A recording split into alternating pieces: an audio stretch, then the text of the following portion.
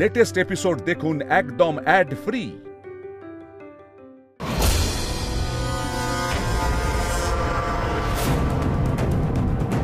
আজ তোকে কেউ বাঁচাতে আসবে না, তোকে আজ আমার হাতেই মরতে হবে। তোর জন্য আমার অনেক ক্ষতি হয়েছে, জানিস, অনেক ক্ষতি হয়েছে তোর জন্য আমার। তোর এই কথাটা বলতে লজ্জা করছে না রণ? না, করছে না, আমার লজ্জা করছে না। কেন জানিস? কারণ ছোটবেলার থেকে আমি শুনে আসছি ইন্দ্রজিৎ লাহিড়ী, এই ইন্দ্রজিৎ লাহিড়ী সেই, ওর মতন ভালো ছেলে হয় না। আর তার জন্য এই লাহিড়ী ইন্ডাস্ট্রিজের সবকিছু শুধু তুই পেয়েছিস, আমি কিচ্ছু পাইনি। আমি কোনোদিন আমাকে বাবা প্রায়োরিটি দেয়নি। কারোর চোখে আমি ভালো হতে পারিনি, সবার চোখে খারাপ হয়েছে আমি।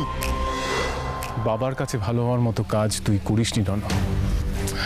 আমি আবার এইসব কথা কেন তোকে বলছি? এইসব কথা বলা তোকে বৃথা। দেখ, তুই বোধহয় আজকে আমাকে গুলি মেরে দিবি, মিতুল না হয় ঠিক সময় পৌঁছাতে পারবে না, কিন্তু আমি একটা কথা তোকে বলতে পারি, তুই বাঁচবি না রণ। আমার যা হয় দেখা যাবে। I don't care about anything.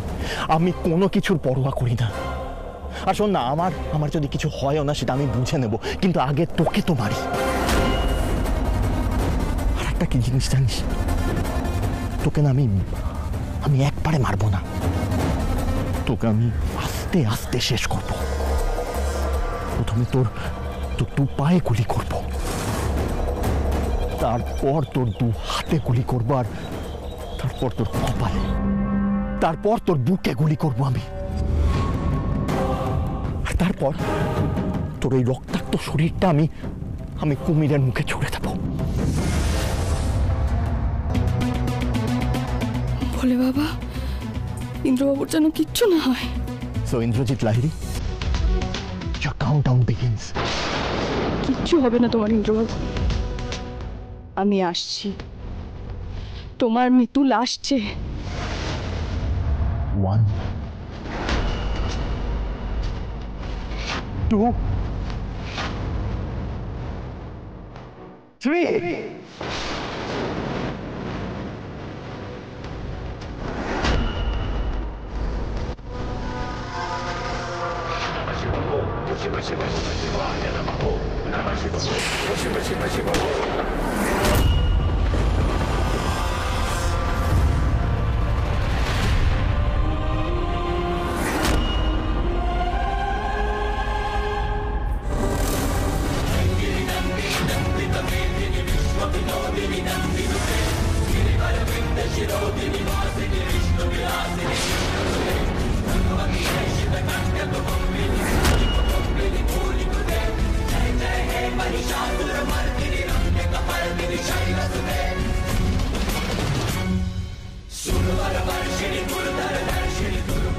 আজ তোমার খেলা শেষ রণজিৎ লাহিড়ী। এতদিন তুমি নিজের ফাঁদে অন্যদের ফেলেছ, কিন্তু আজ তুমি নিজেই আমাদের ফাঁদে পড়েছ। ইন্দ্রবাবুর স্মৃতি হারানো থেকে শুরু করে তোমার সঙ্গে ইন্দ্রবাবুর এখানে আসা, সবকিছুই ছিল আমাদের ফাঁদ। আমি ইচ্ছে করে ইন্দ্রবাবুকে বাড়িতে একা রেখে এসেছিলাম। আমি জানতাম তুমি এই সুযোগটা ঠিক কাজে লাগাবে, আর তাই করলে। তুমি আমাদের ফাঁদে পড়ে গেছো রণজিৎ লাহিড়ী। রণ, আমি তোকে বলেছিলাম না মিতুল আসবে, মিতুল এসে তোকে শাস্তি দেবে। শুধু মিতুল নয়,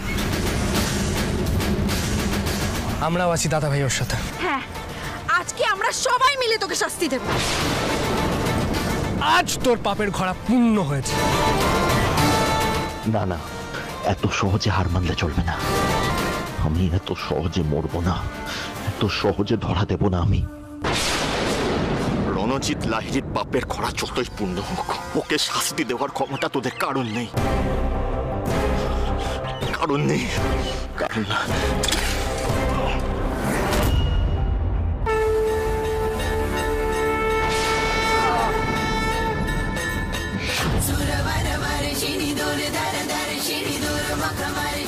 এত কিছু করেও তোমার শিক্ষা হয়নি না?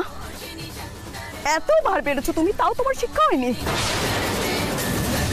শুভ দাদা,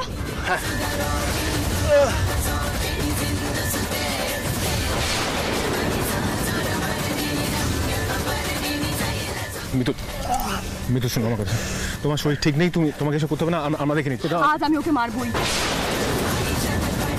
এরকম পাপীকে শাস্তি দিলে কখনো পাপ হয় না, বরং পুণ্যই হয়।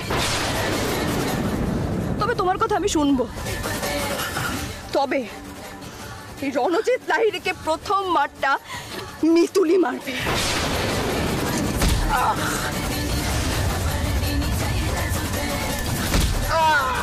অনেকের চোখের জলের দাম তোকে আজকে দিতে হবে রণজিৎ লাহিড়ী।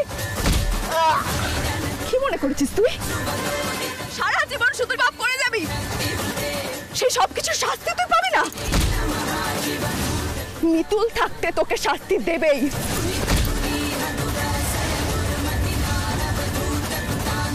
আর কত পাপ করবি তুই? আর কত পাপ করবি? আজ তোকে শাস্তি পেতেই হবে। কেন করলি এটা মেজদা ভাই? কেন?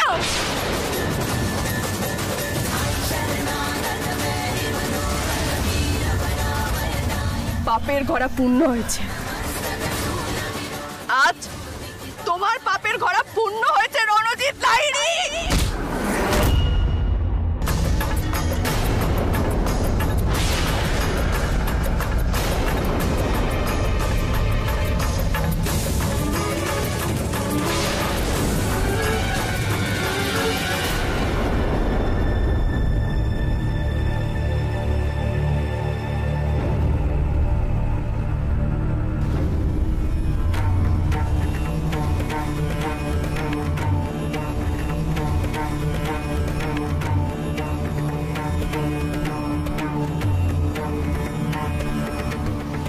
জায়গাটা চিনতে পারছো?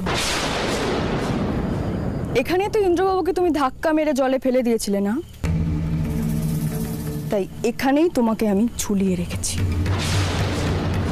মনে আছে কিভাবে তুমি কুমিরগুলোকে জলের কাছে এনেছিলে?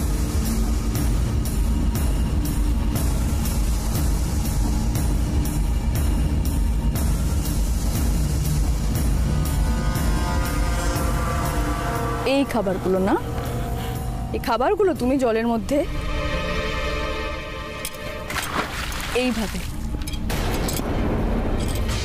এইভাবে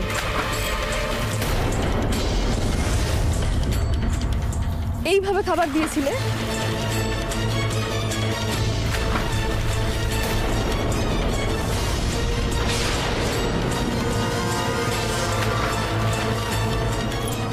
আমিও আজ কুমিরগুলোকে এইভাবেই জলের কাছে নিয়ে আসবো, তারপর ধাক্কা মেরে তোমাকে জলে ফেলে দেব।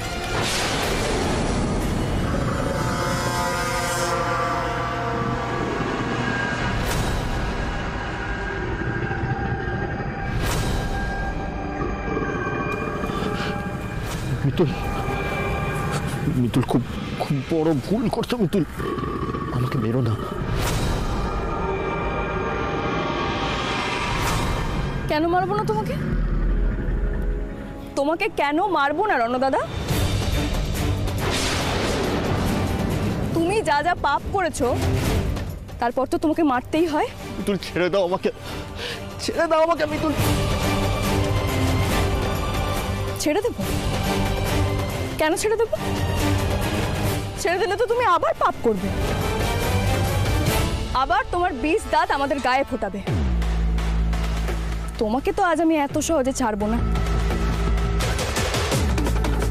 হাতে নাতে ধরা যখন পড়েছো তখন আজ তোমাকে মরতেই হবে রণদাদা। মিতুল মেরো না আমাকে প্লিজ, মিতুল প্লিজ, মিতুল আমাকে মেরো না, মেরো না আমাকে মিতুল। বেশ, মারবো না তোমাকে। কেন মারবো না জানো? কারণ তোমার মতো এত ছোট মনের মানুষ আমি এখনো হতে পারি। ছেড়ে দিতে পারি তোমাকে আমি, আমার একটা শর্ত আছে, তোমাকে সেটা মানতে হবে। কি শর্ত? আমাকে আমাকে বলো মিতুল। আজ পর্যন্ত তুমি যা যা পাপ করেছো সেই সব কিছু তোমাকে নিজের মুখে স্বীকার করতে হবে। না, আমি বলবো না, কিছুতেই স্বীকার করবো না, কিছুতেই স্বীকার করবো না আমি। বেশ, তাহলে মিতুলও অমানুষ হবে। তুমি যেভাবে ইন্দ্রবাবুকে কষ্ট দিয়ে মারতে চেয়েছিলে, তোমাকেও ঠিক সেইভাবে কষ্ট পেয়ে মরতে হবে। যেভাবে সেদিন ইন্দ্রবাবুকে খাবার ভেবে কুমিরগুলো আক্রমণ করেছিল, আজ তারা তোমাকে আক্রমণ করবে। বললাম তো মিতুল, আমি কিচ্ছু বলবো না। আমার মুখ খোলাতে পারবে না, কেউ মুখ খোলাতে পারবে না। ইন্দ্রবাবু,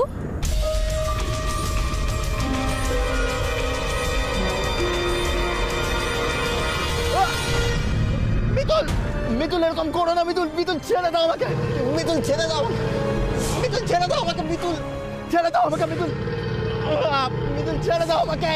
বললাম না, মিতুলের কথার নড়চড় হয় না।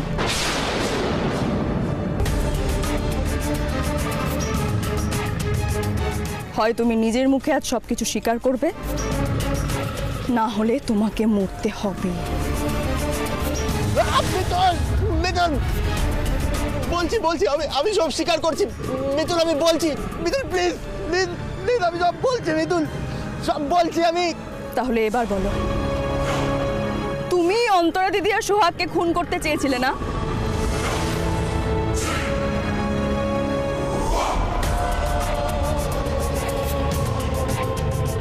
হ্যাঁ হ্যাঁ মিতুলা, আমি আমি ওদের মেরেছি, আমি মেরেছি ওদের।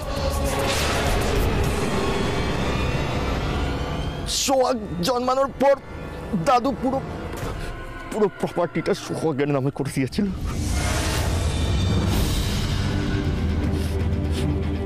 আমি কিচ্ছু পাইনি, আমার নামে কিচ্ছু ছিল না। কেন কেন আমি কি পানের জলে ভেসে এসেছিলাম নাকি? তাই একদিন সুযোগ বুঝে আমি ওদের গাড়ির ব্রেকের তারটা কেটে দিই।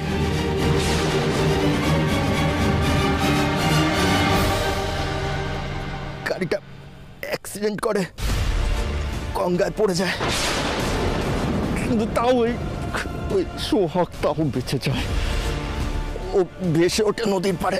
সোহাগ আমার মেয়ে গুগলি, ওর নামে তুমি যদি আর একটা খারাপ কথা বলো, তোমার জিভ আমি টেনে ছিঁড়ে ফেলবো রণ দাদা।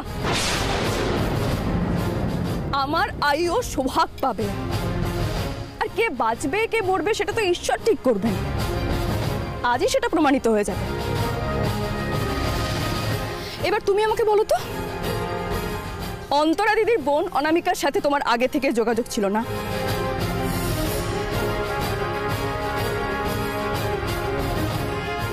বলবে না তো? ইন্দ্রবাবু, মিতুল, মিতুল ছেড়ে দাও আমাকে, প্লিজ মিতুল ছেড়ে দাও। বলছি বলছি আমি বলছি, আমি সব কিছু বলছি মিতুল, মিতুল প্লিজ ছেড়ে দাও আমাকে।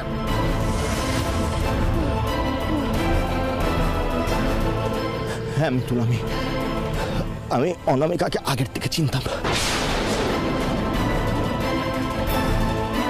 আর আমি ওকে ডেকে এনেছিলাম তোমার আর ইন্দ্রর মধ্যে ঝামেলা তৈরি করার জন্য। এই তো এরকম একটা পাপির জন্য একেবারে সঠিক ব্যবস্থা করেছো মিতুল। কি মিস্টার রণজিৎ লাহিড়ী, কেমন লাগছে এখন? এইভাবেই আরো কিছুক্ষণ থাকুন, আমাদের কয়েকটা জরুরি কথা আছে, সেগুলো সব সেরে ফেলে তারপরেই না হয় আপনাকে এখান থেকে তুলে নিয়ে যাব। কেমন? স্যার, আমি আপনাকে একটা ভিডিও পাঠাচ্ছি। ওই ভিডিওয়ে ওর সব পাপ নিজে মুখে স্বীকার করেছে। আপনি এটা প্রমাণ হিসাবে কোর্টে সাবমিট করতে পারেন। তুমি আবারও একবার প্রমাণ করে দিলে মিতুল যে তুমি জিনিয়াস। আচ্ছা মিতুল, এত শক্তি এত সাহস তুমি পাও কোথা থেকে? আমি যখন অপরাধীদের শাস্তি দিই, তখন ভোলে বাবা সবসময় আমার সহায় থাকে। অসীমাদি, নিশান্তবাবু, আপনাকে অসংখ্য ধন্যবাদ। আপনি আমাদের সমস্ত কাজে যেভাবে পাশে থাকেন। প্লিজ মিস্টার লাহিড়ী, এভাবে বলবেন না। আমি তো বলেইছি আমার বোনের যে কোনো বিপদ হলে আমি সব সময় পাশে থাকবো। আর বিশেষ করে এই রণজিৎ লাহিড়ীর মতো বদমাইশরা যেখানে আছে সেখানে তো বটেই। অসীমা, তুমি এবার ওকে নামিয়ে গাড়িতে তোলার ব্যবস্থা করো।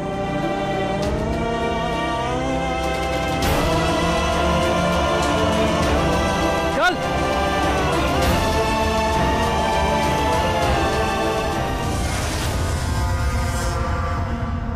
তুমি রণজিৎ লাহিড়ীকে চেনো না।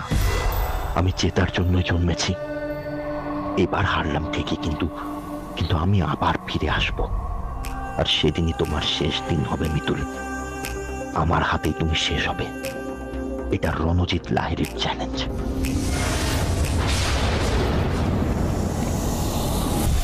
মিতুল, শত্রুর পাট তো চুকে গেল। এবার তুমি নিজের খেয়াল রাখো। আজই আসছে তার।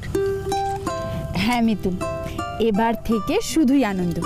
লাহিড়ী বাড়িতে নতুন মেম্বার আসার অপেক্ষা। আচ্ছা আমি কি বলছি, সবাই এবার তাড়াতাড়ি বাড়ি চলো। বাড়িতে সবাই খুব টেনশন করছে। তাছাড়া ওর কথা কতক্ষণ সামলাবে বলো তো একা?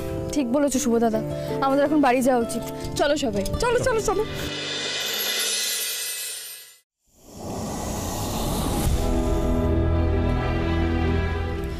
এখনো ফিরছে না, কি যে করি এবার। পিসিমণি, ওই তো তোরা সবাই একসাথে এলি এতক্ষণে। কি যে টেনশন হচ্ছিল তোদের জন্য কি বলবো। দাদা তো বসে থাকতে না পেরে তোদের খুঁজতে বেরিয়ে গেল। দাঁড়া, দাদাকে একবার ফোন করে জানিয়ে দিই তোরা ফিরে গেছিস। সত্যি মিতুল, তোমরা তো চলে গেলে, এদিকে বাড়ির সবাইকে সামলাতে গিয়ে আমার নাজেহাল অবস্থা হয়ে গেল।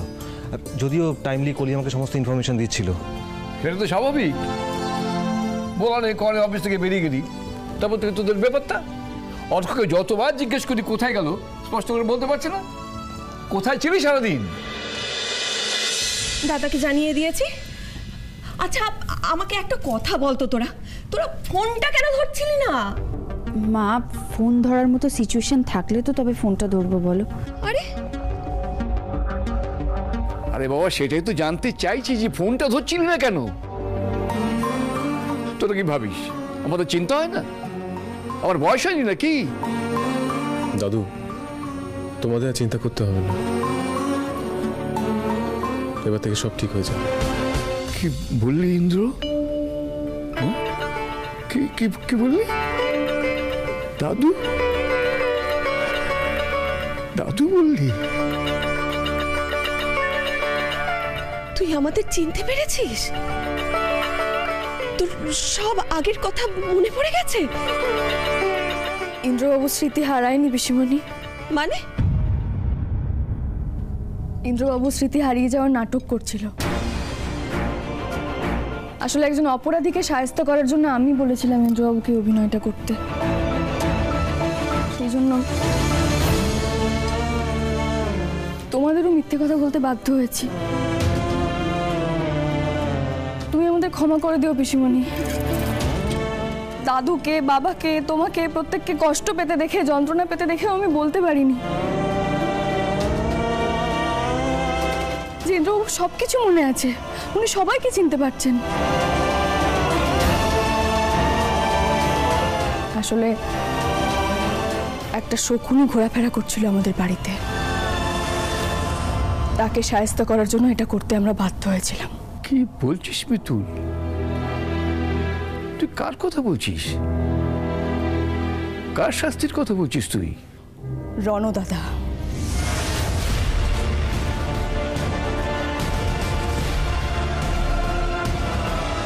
রণ?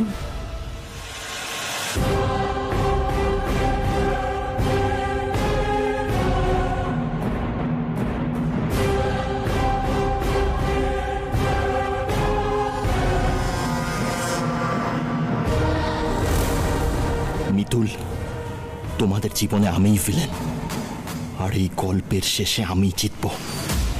One and only winner Ranajit Lahiri. Ron দায়ী অন্তরার অ্যাক্সিডেন্টের জন্য? সোহাগকেও মারতে চেয়েছিল রণ? না না, আমি এখনো বিশ্বাস করতে পারছি না যে রনু এরকম একটা কাজ করতে পারে।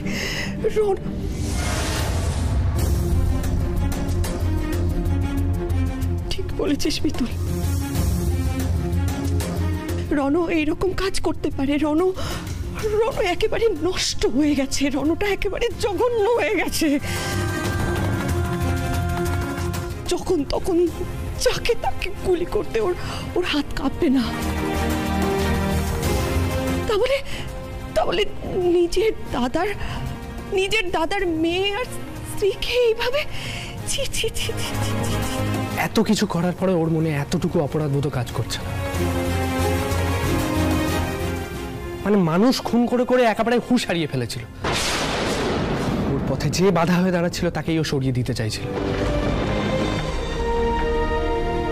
ছি ছি ছি ছি,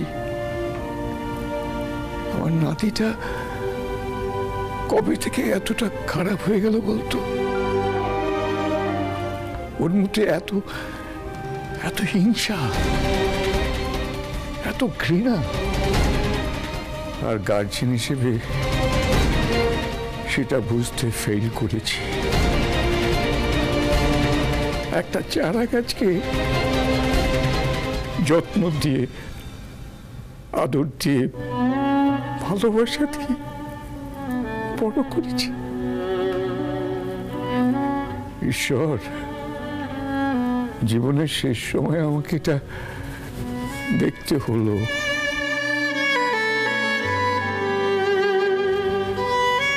দাদু, তুমি একদম কষ্ট পেও না দাদু।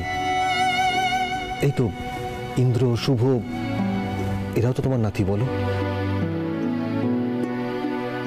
আমি তোমায় বলছি দাদু, তুমি মিলিয়ে নিও।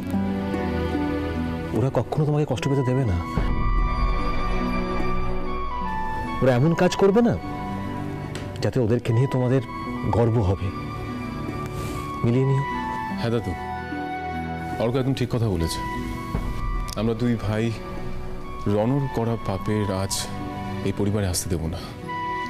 তুমি একদম নিশ্চিন্তে থাকো দাদু। তুমি তো শিখেছো সৎ পথে আয় করে বিজনেস চালানো যায়, আর আমরা সেটাই করব। হ্যাঁ দাদু, রণদাদার কথা ভেবে আপনারা আর কষ্ট পাবেন না। জানবেন, যা হয়েছে ভালোর জন্য হয়েছে। ও এখন পুলিশের হেফাজতে আছে, ওকে শাস্তি দেওয়া হবে।